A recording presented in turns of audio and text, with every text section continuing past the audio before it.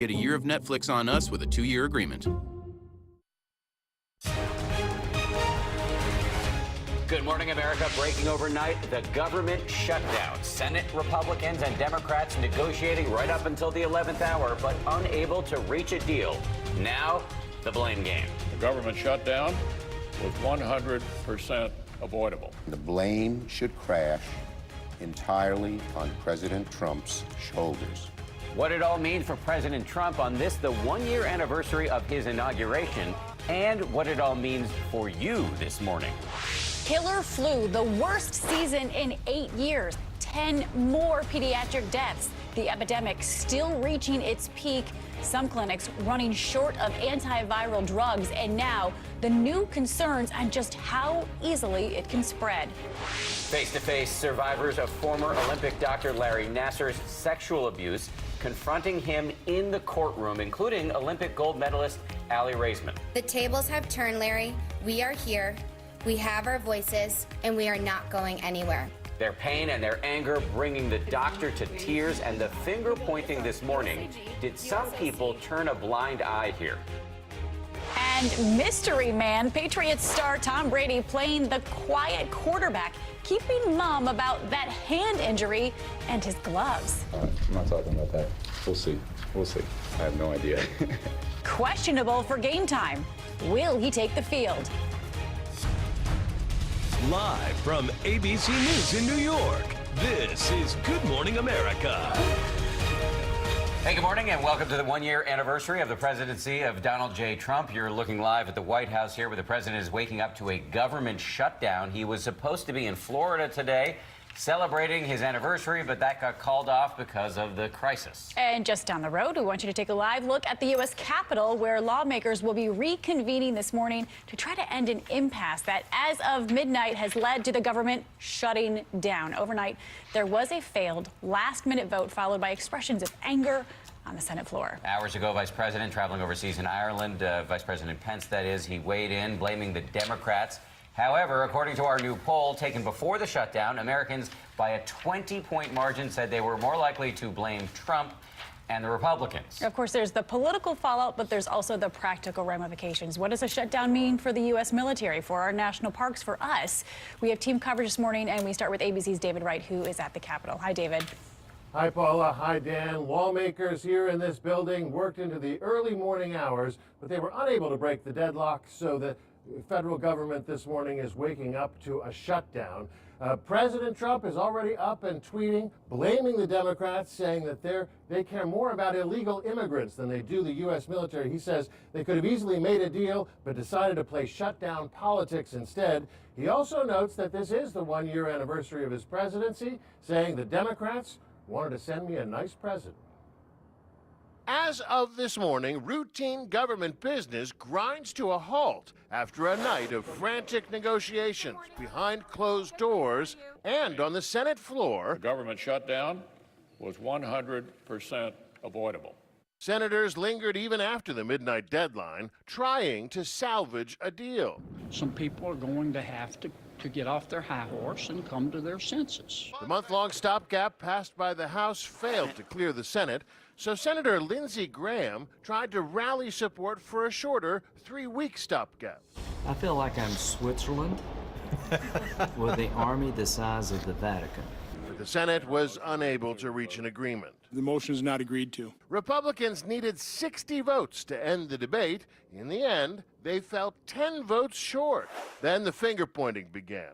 Senate Minority Leader Chuck Schumer called out President Trump, whom he'd met with earlier Friday. The blame should crash entirely on President Trump's shoulders. This will be called the Trump shutdown. Republicans blame the Democrats. What we've just witnessed on the floor was a cynical decision by Senate Democrats to shove aside millions of Americans for the sake of irresponsible political games. The White House released a statement calling this the Schumer shutdown, saying this is the behavior of obstructionist losers, not legislators. Vice President Pence is also reacting this morning. He's on a trip to the Middle East. I think what we have to do in this moment is demand let the Congress do their job. Now, the leaders of both parties are set to meet here later this morning. Meanwhile, the president had been planning to spend his weekend at Mar-a-Lago, where there's a big fundraiser timed for his one-year anniversary. That trip now postponed, but not canceled yet. Dan and Paula? Yet being the key word. David, thank you very much. And let's get a sense of the actual impact of this shutdown. For that, we turn to our congressional correspondent, Mary Bruce, also on Capitol Hill. Mary, good morning to you. So, Mary, where do we go from here? Well, look, Paula, good morning. First of all, there is a real desire here to get something done. But in many ways, this is like a staring contest, and it all comes down to who blinks first. Look, the sticking points remain the same. Democrats are still demanding that any spending deal include protections for dreamers, those nearly 800,000 undocumented immigrants brought to the U.S. as children. While on the other side, Republicans are arguing that Democrats are simply holding spending deal hostage to get what they want. Now, as David mentioned, both sides, lawmakers will be up here later this morning trying to hammer out an even shorter temporary solution here. But even if they get that done, guys, we could be right back here in this exact same position in just 3 weeks. Groundhog's Day. So meanwhile, the shutdown has very real consequences for actual human beings. So walk us through what the impacts are. Yet while the blame game continues up here on Capitol Hill, those who stand to lose most here could be the American people. Shutdowns are expensive. If this continues, the U.S. economy could lose $38 million an hour. Now, some things will remain unchanged. Federal parks and memorials are still open. You'll still be getting your mail. But if this continues, hundreds of thousands of federal workers could be furloughed come Monday without pay, while lawmakers, those who are most directly responsible for all of this, their paychecks will keep coming. Those paychecks will certainly keep coming. Okay, so President Trump's been blasting the Democrats, saying that this affects the military the most. What's the reality of that statement?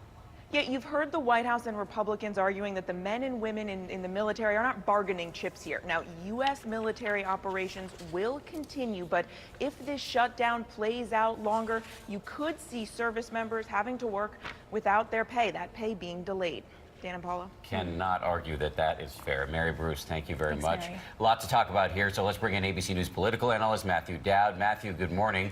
As I believe we've firmly established, government shutdowns are all about the blame game. As we mentioned earlier, our poll shows most Americans are likely to blame Trump and the Republicans. So do you think they're likely to pay a big price here? Well, I think in the short term, they're going to pay a price. The Republicans have the presidency, they have the House, they have the Senate.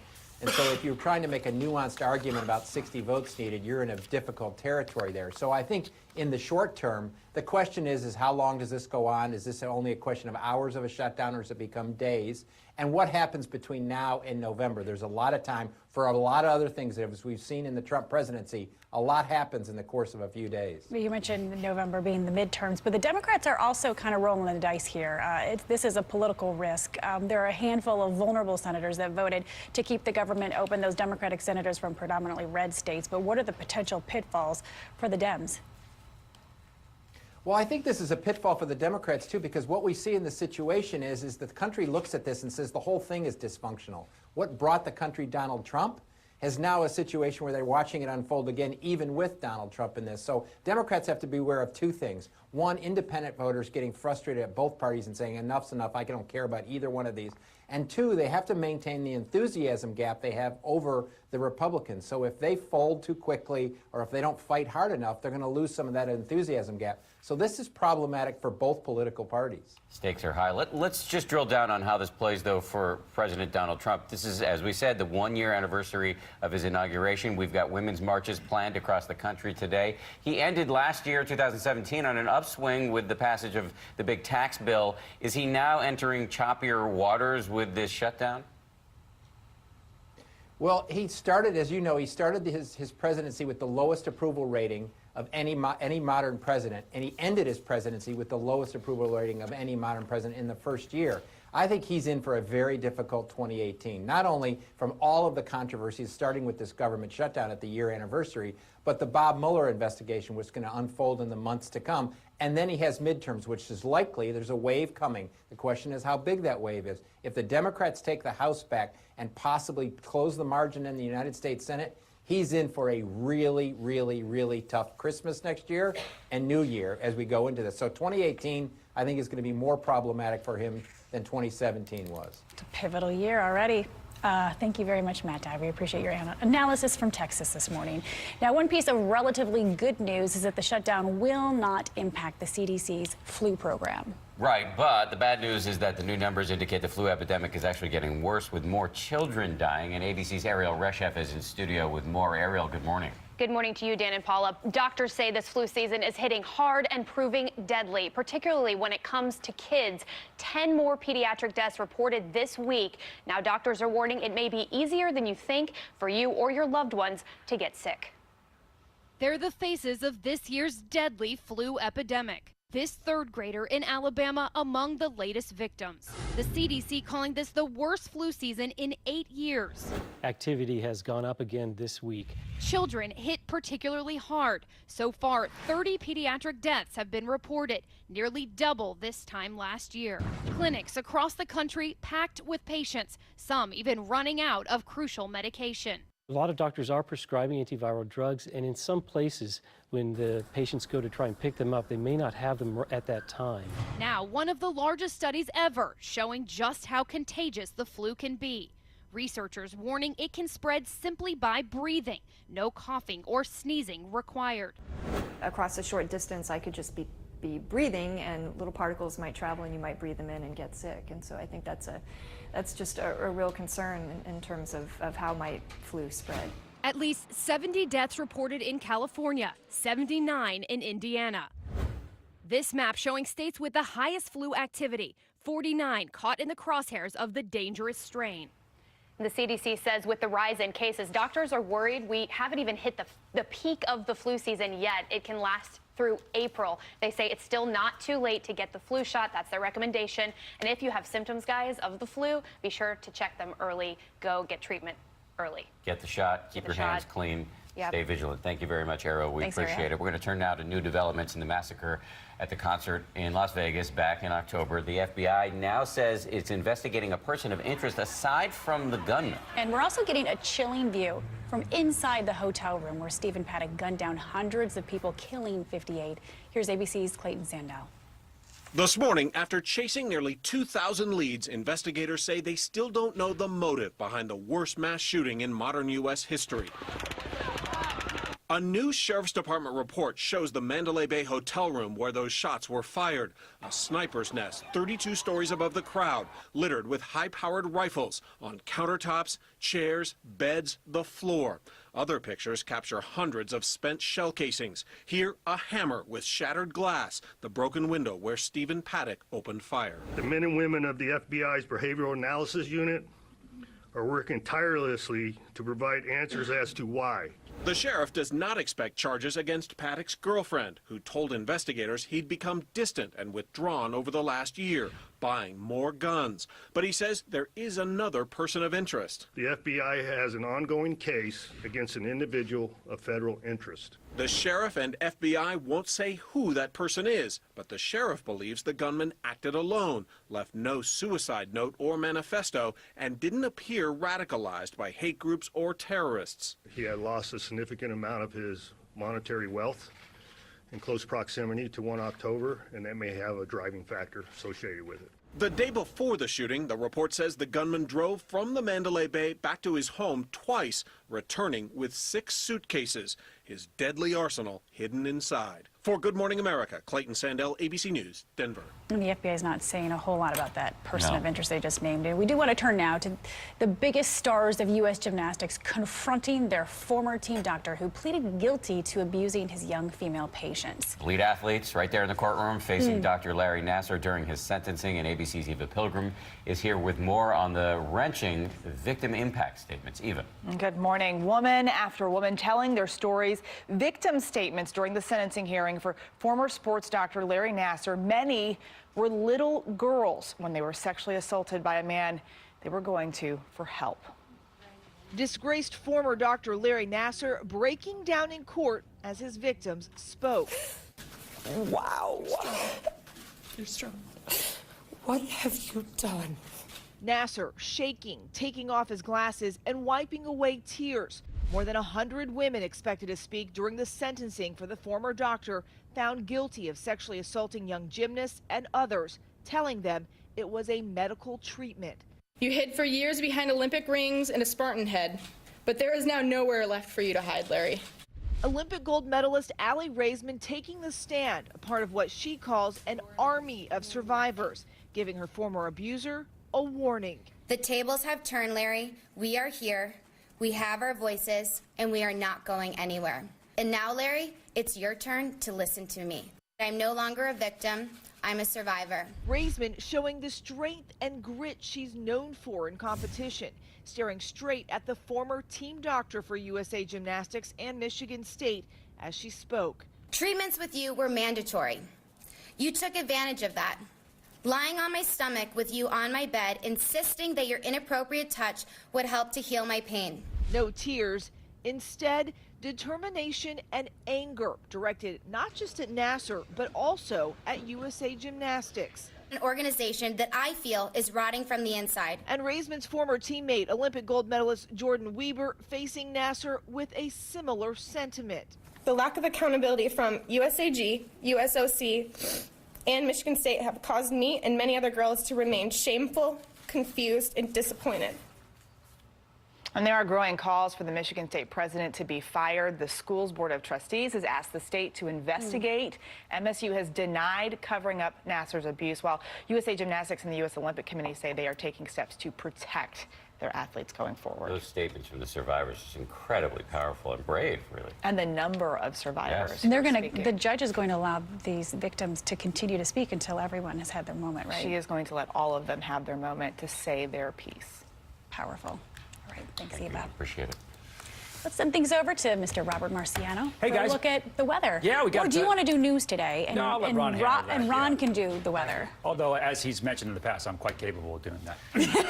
Really? Let's pull the tape. When did I say I wanted to show you what's happening out west. Actually, cool video here of a drone over Ocean Park, Washington. Look at this storm surge coming in, and these cars having to retreat as this road is flooded. This is part of a system that brought 60-foot waves just offshore of Oregon. They did some damage, even caused one fatality along the central Oregon coastline with these storms coming in. And now a system moving through the Rockies is bringing snow to Salt Lake City, the Wasatch there, I-80 and around it, getting some heavy snow. And winter storm warnings are posted for that area. Could see 6 to 12 inches there. Also, winter storm watches and warnings extending all the way in through Minneapolis. So here's the storm now with that snow in through Salt Lake, get into Denver tomorrow morning. Then it winds up in the plains here. By the way, we'll probably see some thunderstorms that could be strong to severe across the deep south. Maybe a little bit of icing preceding this event. Chicago should be snow-free for the most part. Your snow drought continues.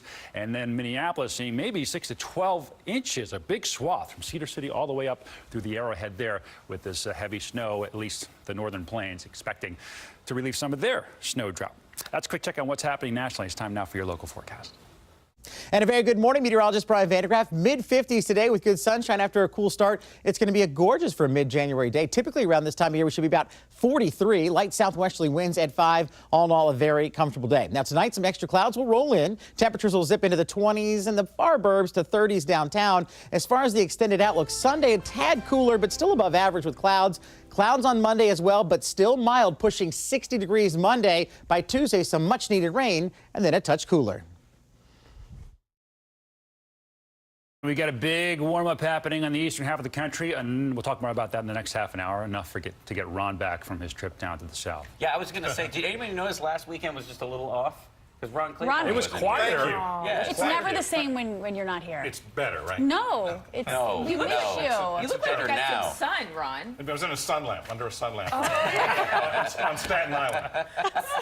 We won't talk Yeah, about where he was. The mysterious Ron Claiborne. Up next. Well, good morning to all of you. Glad to be back. Dan and Paula, Adrian, Robert. Ronald. Hi to you. The very capable Rob Marciano. We're going to begin in Washington, D.C., where the U.S. Supreme Court has decided to agree to decide on the legality of President Trump's travel ban. The court will hear arguments in the spring and is scheduled to issue its ruling by June of this year. In the meantime, the latest version of that travel ban affecting people from 6 majority Muslim countries, that remains in effect. In Hawaii, the National Guard's top commander says he told the state's governor that the statewide missile alert last week was a false alarm just 2 minutes after that alert went out, triggering widespread panic. But it wasn't until 15 minutes later that the governor told the public it was a false alarm. A spokesperson